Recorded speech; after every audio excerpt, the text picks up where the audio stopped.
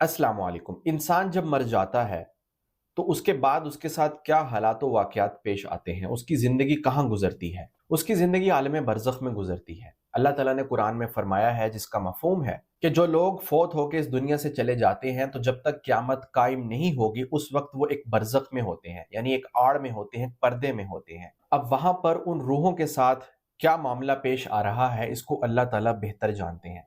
लेकिन कुछ अहादीस रसूल हैं जो दलालत करती हैं अज़ाब कब्र पर भी और राहत कब्र पर भी। यानी जो इंसान अच्छा होता है, अच्छे तरीके से ज़िंदगी गुजार के जाता है, तो कब्र में उसको राहत मिलती है, सुकून मिलता है।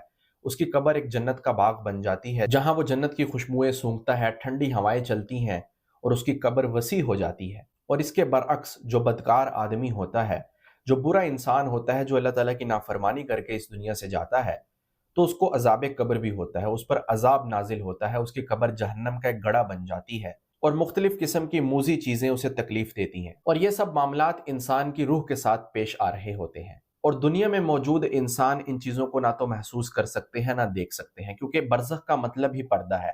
यानी इंसानी आंख के आगे अल्लाह ताला ने एक पर्दा किया है, जिसकी वजह से वो ऐसी चीज़ें नहीं देख सकते। जिस तरह हम रूहों को नहीं देख सकते, फरिश्तों को नहीं देख सकते, जिन्नों को नहीं देख सकते, इसी तरह हम आलम बरज़ख की ज़िंदगी को भी नहीं देख सकते। और फौतशुदा इंसानों की जो रूहें होती हैं, वो बरज़ख में उस वक़्त तक रहेंगी जब तक क़यामत कायम नहीं होगी। जब क़यामत कायम होगी तो अल्लाह ताला सबका हिसाब किताब लेगा। अल्लाह ताला जिसको चाहेगा जहन्नम में भेजे, जिसको चाहेगा जन्नत में दाखिल कर दे, वो अल्लाह ताला की मर्ज़ी है। लेकिन फौत होने के बाद से लेकर जब तक क़यामत कायम नहीं होती, तो रूहें उस वक़्त तक आलम बरज़ख में ज़िंदगी गुज़ारती हैं और उनके साथ वहाँ जो मामला पेश आता है, इंसानी ज़िंदगी के ऊपर मुनहसिर है। अगर तो इंसान अच्छे तरीके से ज़िंदगी गुज़ारेगा, अल्लाह के अहकामात पूरे करेगा, तो उसके साथ बरज़ख में भी और क़यामत के दिन भी नरमी वाला मामला किया जाएगा।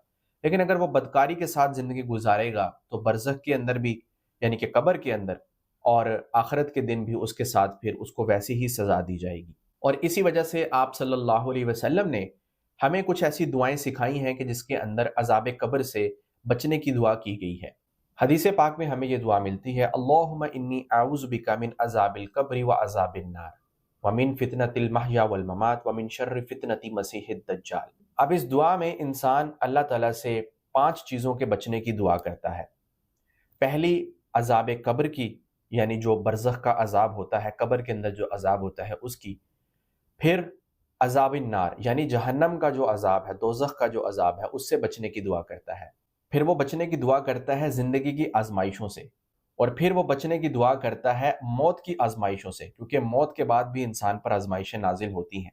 और फिर 5वें नंबर पर वो जो है बचने की दुआ करता है, वो दज्जाल के फितने से बचने की इंसान दुआ करता है।